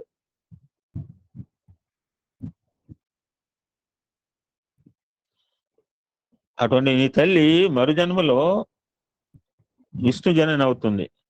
ఆ విష్ణు జనని ఎవరంటే యశోద. యశోద ఎందుకు పుట్టింది? ఈ ఎగ్జాంపుల్ అని. శ్రీకృష్ణ పరమాత్మకి తల్లి ఎలా అయిందంటే ఈ స్త్రీమూర్తి. సో రాక్షసులు వీళ్ళేం పూజలో ఉన్నారు, దండయాత్రకు వచ్చారు. ఆ యొక్క శివలింగం అద్భుతంగా మెరిసిపోతోంది, అద్వితీయమైన ప్రకాశంతో మెరిసిపోతుంది. వీళ్ళు ఆశ్చర్యపోయాడు. ఈ రాత్రిపూట సూర్యుడి ప్రకాశం ఏంటని చెప్పి అప్పుడు రియలైజ్ అయ్యి వాళ్ళని ఆ చంద్రసేని మణిబద్ధులకి క్షమాపణ కోరుకుంటారు. ఆ లింగాన్ని దర్శనం చేసుకుంటారు. మొత్తం అంతా జరిగిందంతా చెప్తాడు. ఎలా వచ్చింది ఆ లింగం అంటే ఆ పిల్లవాడు చెప్పాడు. అప్పుడు ఆ గోపాల తల్లి యశోదగా జన్మించింది అని చెప్పి ఈ అధ్యాయాన్ని ముగించాడు. అది అమ్మా, ఇప్పుడు నీకు అర్థమైంది కదా, ఈ శేష జీవితం అంటే శివ పూజ చేసుకో, అయిపోతుంది. ఈ జన్మ అయిపోతుంది. వచ్చే జన్మలో నువ్వు మరలా నీకు నేనే నీ గర్భంలో వస్తాను. మరి బతుకుతాను కానీ ఇటువంటి పిల్లవాడితో ఏం చూసుకుంటూ బతకను. పొద్దున్న లేచిన ఈ యొక్క మూఢమతిని ఉంది. ఆ మూఢమతిని ఆ యొక్క శ్రీపాద శిరస్సు మీద తను చేయబెట్టేటప్పటికి ఏ విధంగా అయితే వివేకానందరికి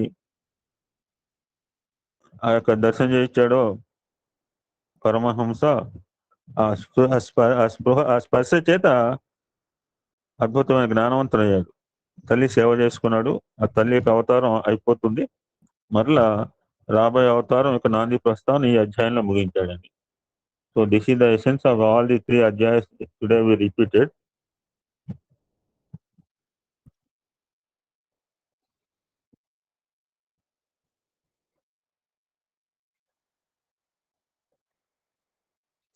నిన్న మనం ఒక అంశం ప్రస్తావన చేసుకుందాం అనుకున్నాం. సమయానుభవంలో చెప్పుకోలేదు. దానికి కావాల్సిన ఇంట్రడక్షన్ నేను ఆల్రెడీ చెప్పాను.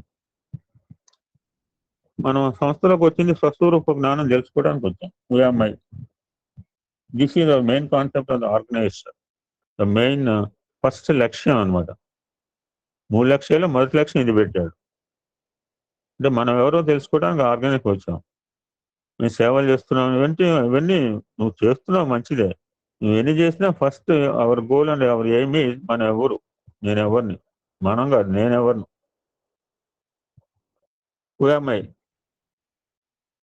నేను ఎవరు అంటే మనకు 2 తెలుస్తాయి. ఐ బాడీ, ఐ ఆత్మ. 2 క్వశ్చన్స్ ఉంటాయి, మల్టిపుల్ చాయిస్.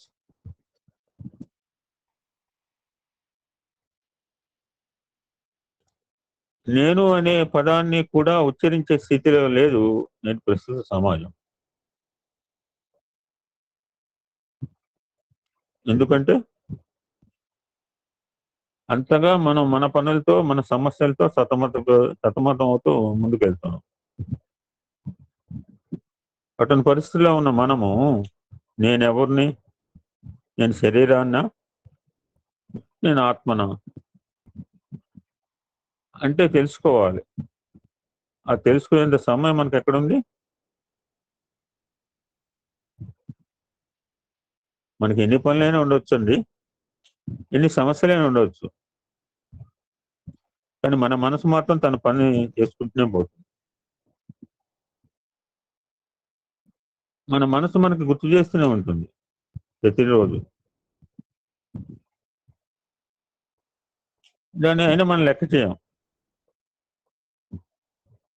మనం లెక్క చేయకపోయినా అది మనకు గుర్తు చేస్తూనే ఉంటుంది. దాన్ని లెక్క చేస్తే ఏం చేయాలి? ఆ గుర్తు చేసిన విషయాలని తెలుసుకోవాలంటే ఏం చేయాలి, ఏం చేయాలో, ఎలా ముందుకు అడుగేయాలో మనకు తెలియదు కనుక. సరే, కలిగింది నాకు. ఎప్పుడో రిమైండ్ చేయగా ఒకరోజు కలిగింది. మరి తెలుసుకుందామని ఎవరిని అడుగుదామంటే వారికి తెలియాలి కదా. నువ్వు దేవుని చూసావా అంటే ఎవరు చెప్తాడు? అన్నీ అయిపోయింటే నువ్వు దేవుని చూసావా అని అడిగాడు వివేకానంద. చూడలేదు, అయితే నువ్వు అక్కర్లేదు. అలా ఎంతో మంది కలిశాడు. ఇదే వన్ క్వశ్చన్. నువ్వు దేవుని చూసావా, నాకు చూపిస్తావు. ఎవడు చూస్తాడు, ఎవరిని చూపిస్తాడు? ఇదే పని. ఎవరిని చూస్తే చూపిస్తాడండి. నేను ఒకసారి హాస్పిటల్ 500-600 మంది ఈ డాక్టర్స్ డే రోజు జూలై 1 సత్సంగం చెప్తూ పెద్ద వాళ్ళు మా డైరెక్టర్స్ అందరూ ఉన్నారు. ఎందుకంటే మా ఆర్ఫనైజ్ పిల్లలకి అండ్ మా వృద్ధులకి వాళ్ళు ఫ్రీ ట్రీట్మెంట్ ఇస్తుంటారు. ప్రతి నెల దగ్గర 10-15 వేల రూపాయల మందులు వాడుతుంటాం. వాళ్ళ డాక్టర్స్ మాకు సేవ చేస్తున్నారు కదా, మేము దానికి టు షో అవర్ గ్రాటిట్యూడ్ ఆ యొక్క డాక్టర్స్ డే రోజు వాళ్ళకి డైరెక్ట్ మన డాక్టర్స్ పెద్ద ఆయనకి ఒక బొకే ఇచ్చి శాలువా కప్పాము. అది కూడా ఒక డాక్టర్ గారు రమ్మంటే వెళ్ళాము. 2 నిమిషాలు మాట్లాడమంటే నేను మాట్లాడి కాకతాళీగా మాటల్లో వచ్చింది. మనం అందరూ అంటుంటాము దేవుడు ఎక్కడున్నాడు. నాకు నోటెంబడి వచ్చింది. నువ్వేమన్నా నాతో ఎవరిని అడిగితే చెప్తాను, మీ దేవుడు ఎక్కడున్నాడు, ఎత్తుక్కోకలు నాతో నేను దేవుని చూపిస్తాను అంటే అందరూ ఆశ్చర్యపోతున్నారు. వీడేంద్ర దేవుని చూపిస్తాడు? ఎక్కడ చూపిస్తాను దేవుడిని? ఎక్కడ చూపిస్తాను దేవుడిని? అప్పుడు నేను చూపిస్తాను. ముందు వరుసలో 4 డాక్టర్స్ అందరూ నాకు కావాల్సిన వాళ్ళు. పలానా రమణ గారు దేవుడు అండి, పలానా అంజిరెడ్డి గారు దేవుడు అండి, పలానా ఎక్స్ దేవుడు, పలానా ఎందుకు వైద్యో నారాయణ హరి.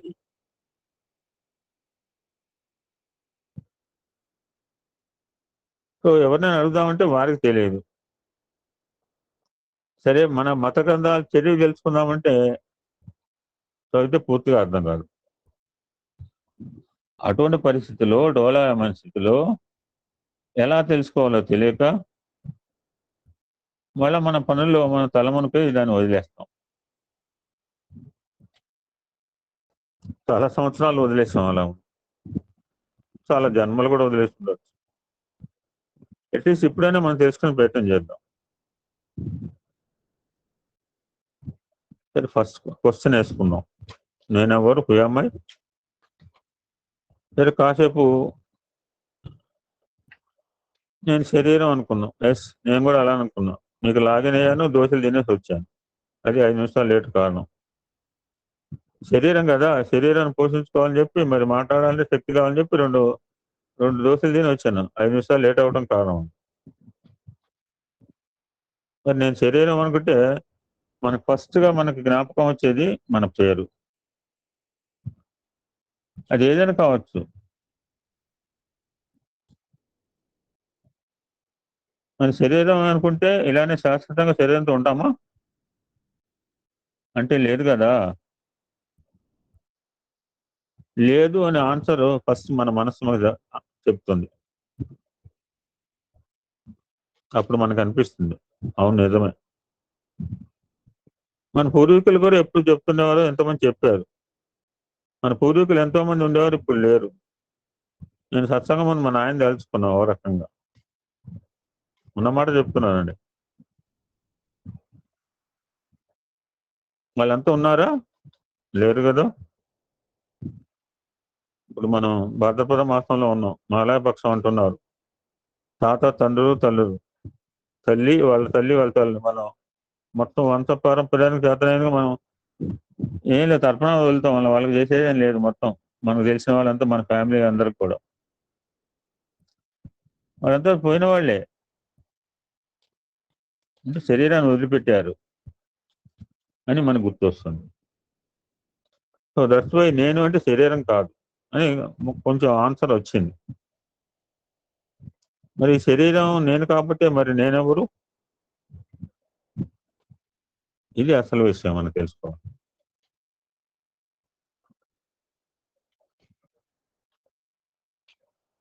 సాయిబాబా వారు ఎంత గొప్ప ప్రయోగం చేశారు.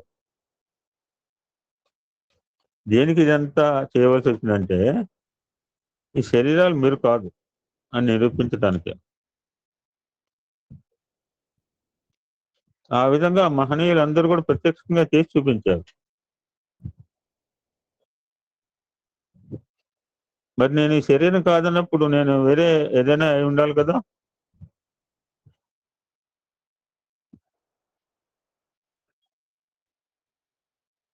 దేన్నైతే మన మనసు గ్రహించలేకపోయినా, దేని చేత మనసు సర్వస్వం గ్రహిస్తోందో,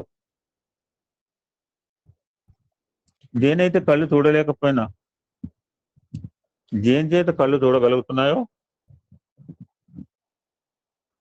దేనైతే చెవులు వినలేకపోయినా, దేని చేత చెవులు వినే శక్తి పొందగలుగుతున్నాయో,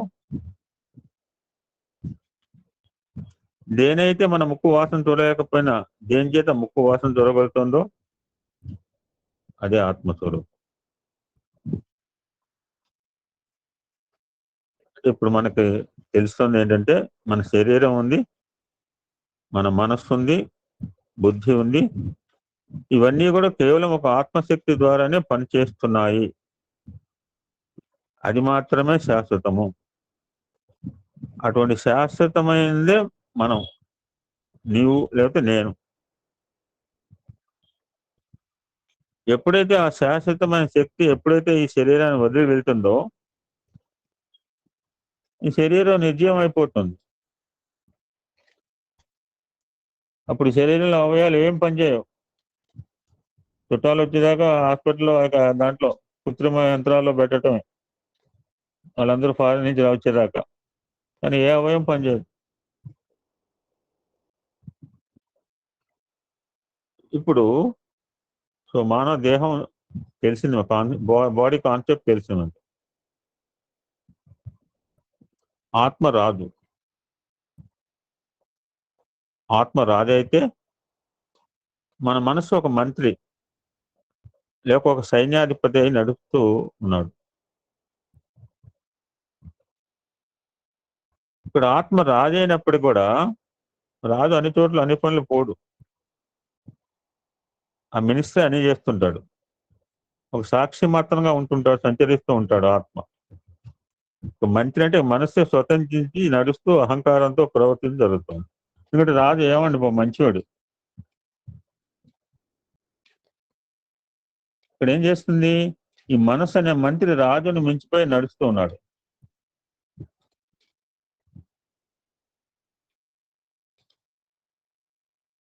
ఎప్పటిదాకా? ఎప్పుడైతే మనిషి ఆత్మనే నేను అనే జ్ఞానాన్ని తెలుసుకొని,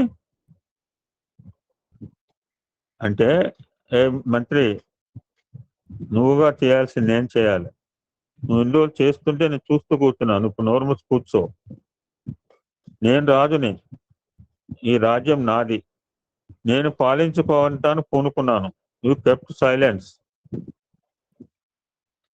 అని అప్పుడు రాజు పని చేసుకుంటూ వెళ్తాడో అప్పుడు మనస్సు అనే మంత్రి ఏం చేయలేడు.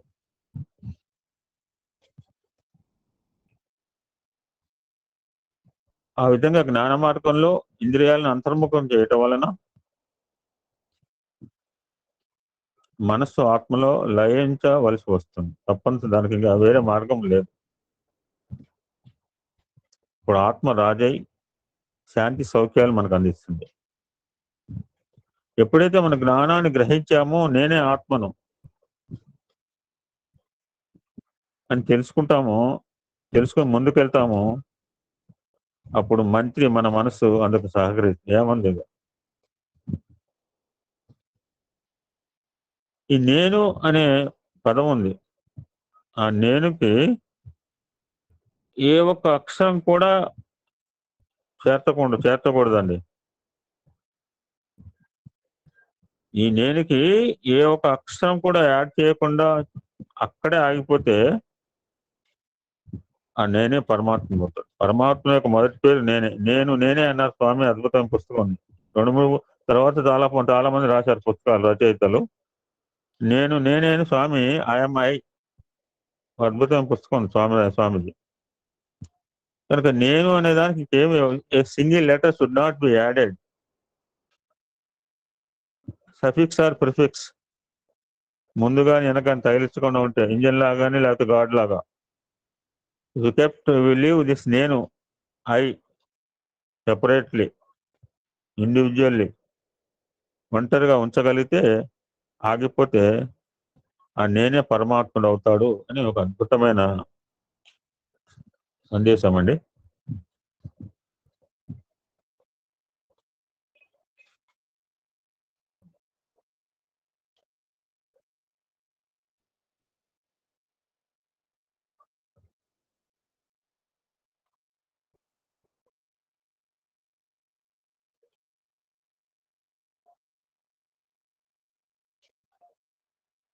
ఇంకొక మెసేజ్ ఉంది కానీ it take some time. Will stop here today. ఏంటంటే ఆ టాపిక్ చెప్పి వదిలేస్తాం. మరి ఎన్ని తెలిసినా, ఇన్ని రకాల సాధనలో ఉన్నా, ఇంత సాధారణ సంపత్తిని సమాయత్తం చేసుకున్నా, పరబ్రహ్మ స్వరూపాన్ని ఎందుకు మనం why unable to understand the Parabrahma swarupa? మరి బాగుంటే 20 నిమిషాలు వింటా అంటే చెప్తాను, లేదంటే కంటిన్యూ లేటర్. ఓం శాంతి శాంతి శాంతి. సమస్త లోకా సుఖినో భవంతు. లోకా సమస్త సుఖినో భవంతు. ఓం శాంతి శాంతి శాంతి.